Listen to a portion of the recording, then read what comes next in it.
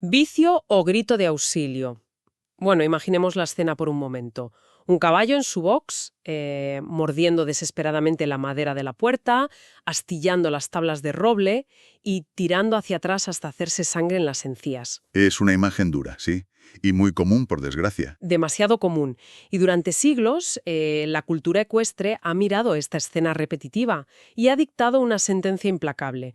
Se dice que ese animal tiene un vicio, que es caprichoso o que simplemente ha desarrollado una mala costumbre por puro aburrimiento en la cuadra. Claro, la famosa etiqueta del caballo resabiado o maleducado. Exacto. Pero hoy tenemos sobre la mesa una montaña inmensa de estudios clínicos, guías de nutrición equina y análisis veterinarios sobre el síndrome de úlcera gástrica equina. Y bueno, la ciencia nos obliga a enfrentar una realidad bastante incómoda para la comunidad. Muy incómoda, porque cambia por completo las reglas del juego. Totalmente. Y la realidad es que ese caballo no se está portando mal. Se está quemando por dentro. Fíjate que esto supone un cambio de paradigma monumental, tanto en la medicina como en la psicología equina. La tendencia humana casi siempre ha sido interpretar el comportamiento animal desde nuestra propia perspectiva. Claro, humanizamos sus reacciones. Eso es. Asumimos que hay un defecto de carácter cuando un animal exhibe una conducta que nos molesta a la vista o que es destructiva. Y si recordamos nuestra exploración anterior, cuando analizamos el impacto de aislar a un animal de presa en un box tradicional, Sí, aquello fue revelador. Cómo ese encierro fracturaba su naturaleza gregaria por completo. Justo. Pues hoy vamos a adentrarnos en las consecuencias clínicas directas de esa estabulación y de la domesticación moderna. Las fuentes científicas que manejamos demuestran que lo que se ha castigado tradicionalmente con métodos coercitivos es en realidad una emergencia fisiológica. así que nuestra misión con este análisis profundo de hoy está clara. La biología debe prevalecer sobre la disciplina ciega. Sin ninguna duda. Pues a ver, vamos a ponerle nombre y apellidos a esto, porque en cualquier hípica tradicional hay comportamientos que te enseñan a rechazar desde el primer día que pisas las instalaciones. Sí, la lista de los llamados vicios de cuadra. Eso es. Hablamos de la aerofagia, por ejemplo, el famoso copen o tiro de aire. Ajá, cuando el caballo apoya los incisivos en una superficie sólida, arquea el cuello y hace ese ruido tan característico al tragar aire. Exacto, ese ruido gutural. O también el balanceo constante de un lado a otro sobre las patas delanteras, lo que mucha gente llama el tiro del oso. Sí, otra estampa tristemente habitual en los pasillos de las cuadras. Y, por supuesto, la lignofagia, el acto de destruir la madera del entorno a mordiscos. La sabiduría popular siempre ha defendido que todo esto se contagia por pura imitación. Ah, ¿el mito del contagio visual? Claro, como si un caballo viera a otro hacerlo en el box de enfrente y, no sé, decidiera que es un pasatiempo excelente para pasar la tarde. Pues a ver, la literatura científica actual desmiente esa teoría de la imitación casi de cuajo. ¿Ah, sí? Sí, sí. Clínicamente nos referimos a estos actos mecánicos como estereotipias. Y, lejos de ser un pasatiempo, una rabieta o un síntoma de rebeldía, son estrategias biológicas de afrontamiento puro y duro. O sea, un mecanismo de supervivencia, coping. Exactamente. El caballo recurre a estas repeticiones físicas intensas para sobrevivir a un entorno que su sistema nervioso percibe como hostil. Y sobre todo, para hacer frente a un dolor crónico profundo que no puede mitigar de ninguna otra manera estando encerrado. Vale, para que quienes nos escuchan puedan visualizar esto mejor, imaginemos a una persona que atraviesa un trastorno de ansiedad paralizante y se muerde las uñas o se arranca las cutículas hasta sangrar de forma compulsiva. Es una analogía muy precisa, ¿sí? Claro, nadie pensaría que esa persona lo hace porque le resulta divertido o porque lo ha visto en la tele y le parece una moda. Es una válvula de escape física para un nivel de estrés que su cerebro no puede procesar. Totalmente de acuerdo. Pero llevando esta idea al caballo, a ver, ¿qué mecanismo anatómico exacto lo empuja a destrozar a mordiscos su propio refugio? Pues para responder a eso, es imprescindible observar la anatomía digestiva del caballo. Es fascinante, pero al mismo tiempo es su mayor debilidad evolutiva frente a cómo los estabulamos hoy en día. Cuéntame más, porque esto de la anatomía estomacal es clave en las fuentes. A ver, su estómago es sorprendentemente pequeño si lo comparas con su volumen corporal total. La evolución diseñó ese órgano para procesar un flujo continuo, casi interminable, de pequeñísimas cantidades de alimento fibroso. Claro, pastando todo el día. Eso es. Y esto significa que sus células gástricas segregan ácido de manera ininterrumpida. El grifo del ácido estomacal, por así decirlo, está abierto las 24 horas del día. Espera, siempre. Incluso si no están comiendo. Siempre. A diferencia de los humanos o de los perros, que segregamos ácido como respuesta a la ingesta de comida, el caballo produce ácido constantemente, haya alimento en el estómago o no. Madre mía. Claro, en estado salvaje, un equino puede pasar hasta 16 horas diarias pastando forraje duro. Esa masticación constante no solo aporta alimento, sino que supongo que genera una barrera física, ¿no? Genera una barrera física y además produce litros y litros de saliva. Y esto es vital, porque la saliva del caballo es excepcionalmente rica en bicarbonato. O sea que funciona como un antiácido natural. Exacto, actúa como un poderoso amortiguador frente a sus propios jugos gástricos. Pero claro, el manejo moderno en la hípica rompe este equilibrio por completo. Lo destroza. Literalmente. Y aquí las fuentes clínicas introducen un concepto que es crítico en la veterinaria actual, la llamada regla de las 4 horas. Vale, me gustaría detenernos en este punto, porque al leer los estudios me pareció la clave de todo, el mecanismo del dolor. Es que lo es. A ver, si el sistema digestivo pasa más de 4 horas sin recibir forraje, el escenario interno se vuelve devastador. Pero, ¿qué ocurre exactamente en esa hora 4 con un minuto?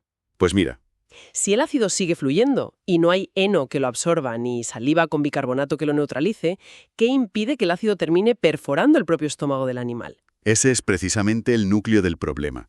El estómago del equino está dividido en 2 regiones que son fisiológicamente muy distintas. Ajá. La mitad inferior es la porción glandular.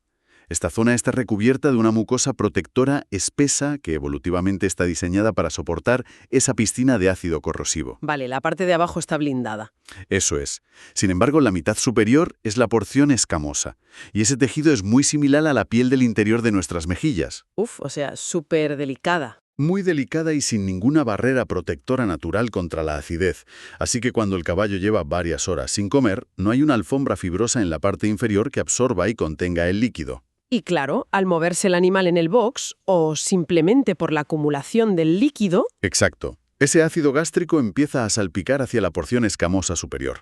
sería como tener un grifo abierto en una bañera que no desagua, y el agua corrosiva termina empapando y pudriendo las paredes de arriba que no están impermeabilizadas. Es una imagen tremendamente gráfica, pero muy precisa, y el resultado de esas salpicaduras ácidas continuas en un tejido no protegido es el desarrollo de úlceras sangrantes. Que tienen que ser dolorosísimas. Un dolor insoportable. Clínicamente se diagnostica como síndrome de úlcera gástrica equina, o ESGD.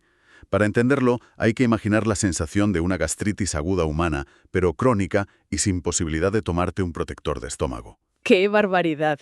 Y es en este contexto de agonía interna, imagino, donde el comportamiento de morder madera o tragar aire cobra sentido. Un sentido biológico abrumador, porque el caballo está intentando apagar ese incendio químico por sus propios medios. ¿Automedicándose? Exacto. Al apoyar los incisivos, arquear el cuello y contraer la musculatura de la garganta para hacer ese tiro de aire, el caballo fuerza la apertura mecánica de ciertas estructuras y estimula violentamente las glándulas salivales. O sea, que intenta producir saliva a la fuerza. Sí, busca generar esa saliva cargada de bicarbonato para tragarla y calmar el ardor de las úlceras. Y además, la neurología nos demuestra que este esfuerzo físico repetitivo desencadena una liberación masiva de endorfinas en su cerebro. Y las endorfinas son los analgésicos naturales del cuerpo. Justamente. Es un efecto calmante, un acto puro y desesperado de supervivencia.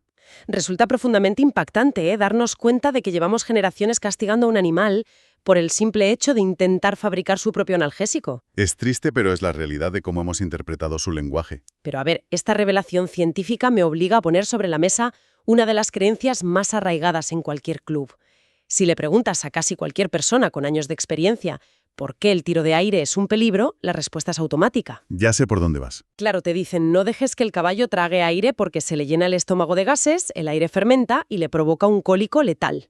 Bueno, se trata de uno de los mitos más persistentes y, lamentablemente, más dañinos en todo el mundo ecuestre. ¿Y qué dicen nuestras fuentes sobre esto? Pues los estudios clínicos y las pruebas de imagen lo desmontan de manera incontestable. Es anatómicamente casi imposible que el aire tragado mediante aerofagia llegue al intestino grueso en cantidades suficientes para causar un cólico. Ah, no. Entonces, ¿a dónde va ese aire? La inmensa mayoría de ese aire ni siquiera pasa del esófago proximal. Entra y vuelve a salir inmediatamente en forma de un eructo sordo. Nunca llega al sistema digestivo profundo. Vale, me vas a perdonar, pero aquí necesito hacer de abogada del diablo en nombre de la experiencia en las cuadras. Adelante, a ver. Si alguien observa a un caballo en su box tragando aire, de forma convulsiva, durante horas, y resulta que esa misma noche el veterinario tiene que operarlo de urgencia por un cólico severo y una inflamación intestinal. Ya. La mente humana conecta los puntos inmediatamente. Exacto. La lógica humana traza una línea recta. A ha sucedido antes que B, por lo tanto, A causó B. ¿Cómo justifica la ciencia que el aire no es el culpable directo, si ambos eventos suceden a la vez? Es una trampa cognitiva de manual. Confundimos la correlación temporal con la causalidad médica. El observador ve el síntoma visible, que es el caballo tragando aire, luego ve el colapso. Y saca la conclusión equivocada. O sea que el aire es solo el síntoma. Totalmente. El verdadero culpable del cólico es el daño estructural y el caos inflamatorio previo que ya existía en el sistema digestivo. El problema real es el manejo. Claro. Ese caballo ya estaba sufriendo un dolor agudo por las úlceras o por un colapso en la microbiota. Exacto. Ese dolor extremo e invisible genera un pico de estrés crónico sistémico que es insoportable para el animal. Y como única respuesta a ese sufrimiento, empieza a tragar aire compulsivamente, buscando las endorfinas. Eso es.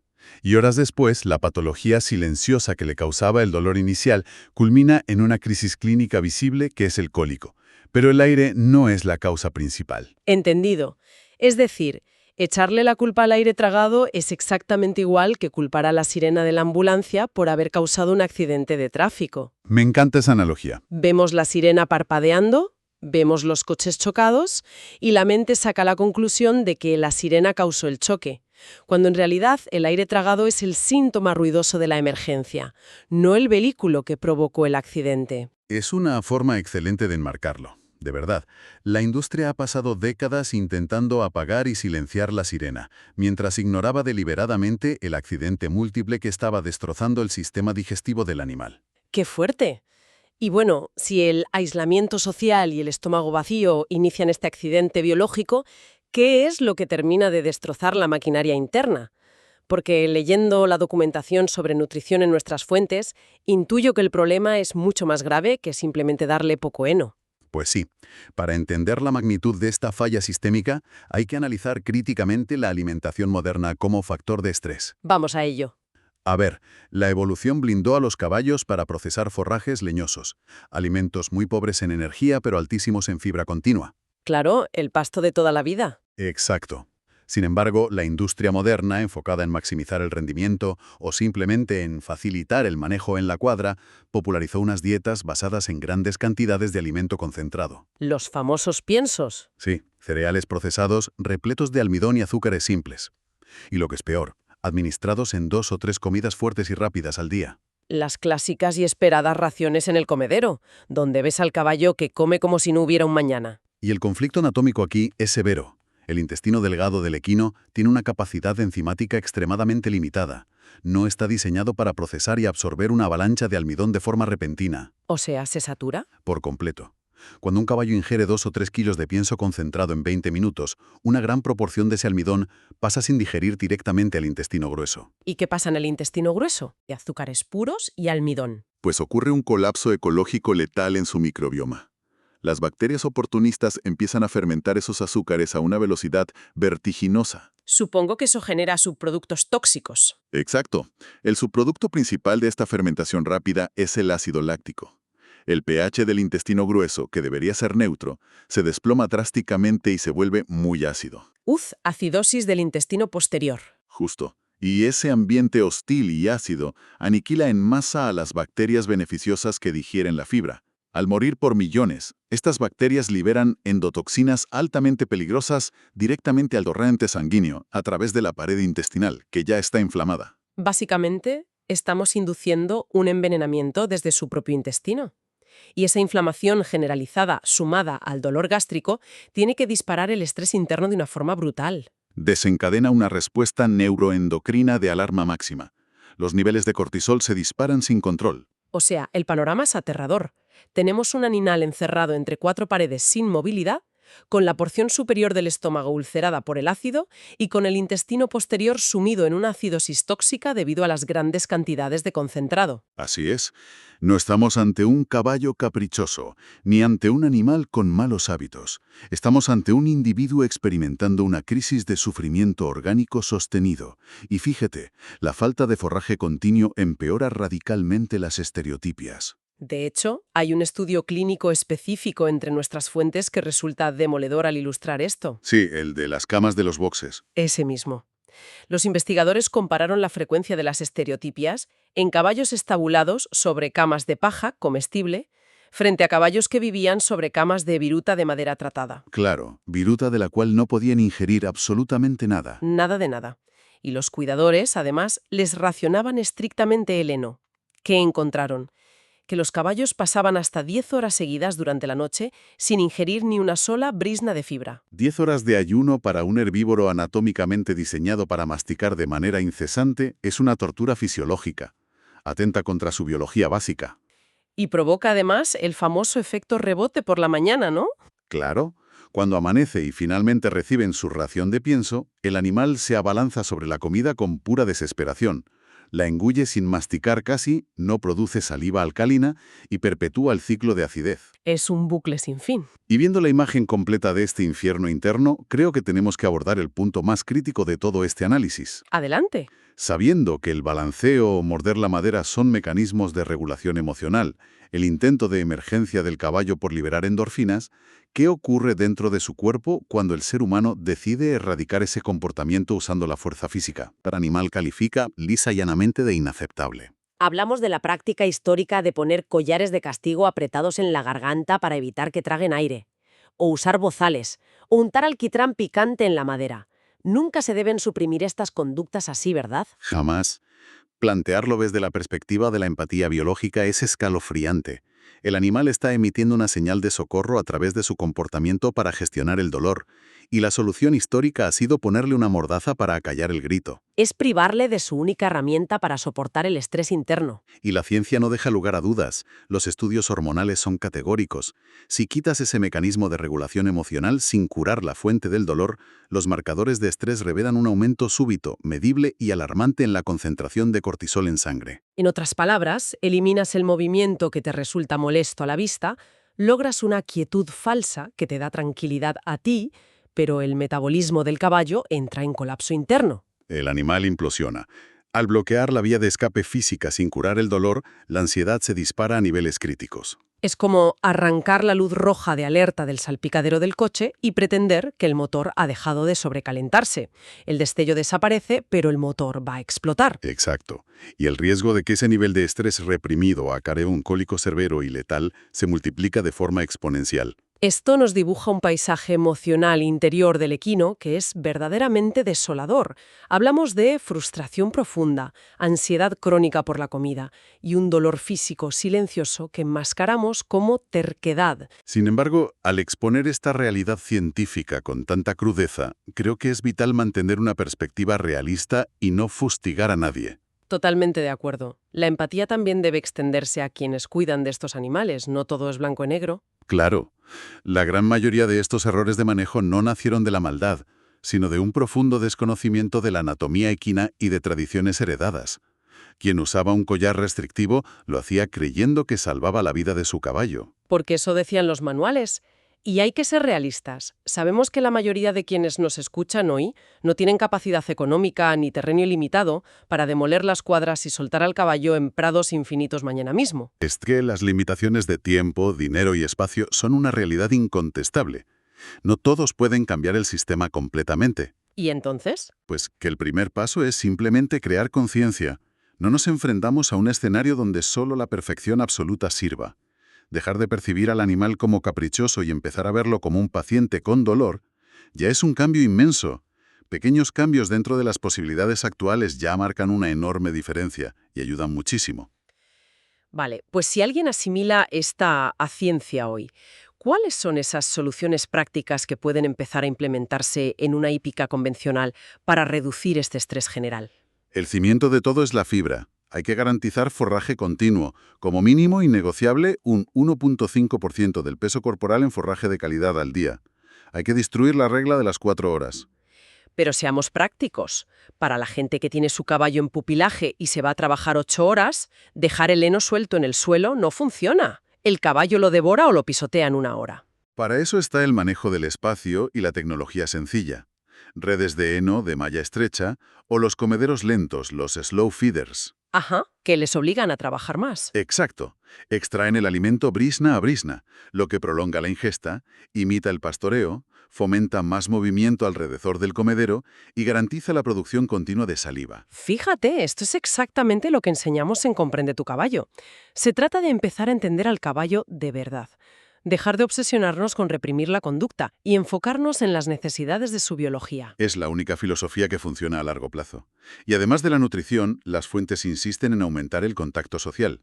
Si no puedes soltarlos en prados, al menos modifica las particiones de los boxes para permitir contacto visual y táctil seguro entre ellos. Que se puedan oler y acicalar mutuamente. Sí, cuando logras neutralizar la acidosis intestinal, el ardor gástrico y el pánico del aislamiento social, la urgencia neurológica de automedicarse disminuye. Y esos supuestos vicios se desvanecen por sí solos, sin usar la fuerza. Se desvanecen porque ya no hay un incendio agónico que apagar. Es una perspectiva increíblemente esperanzadora. Lo es. Y hay un último dato fascinante en los estudios sobre cognición alimentaria que quiero compartir, porque ilustra muy bien la ironía de todo esto.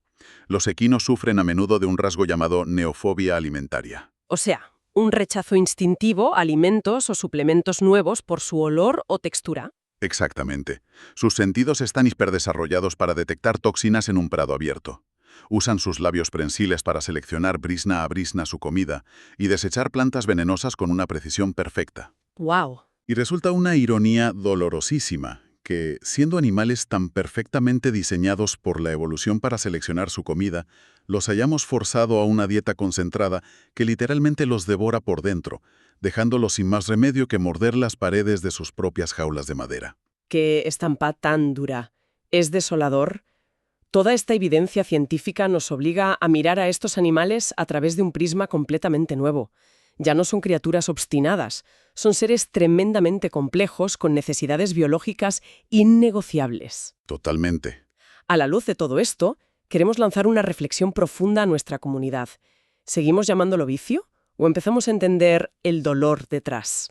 Es la gran pregunta que debemos hacernos. ¿Has visto este comportamiento en tu caballo? ¿Te dijeron alguna vez que era un vicio? Queremos leerte en los comentarios y espacios de debate. Porque el cambio empieza cuando dejamos de juzgar y empezamos a entender.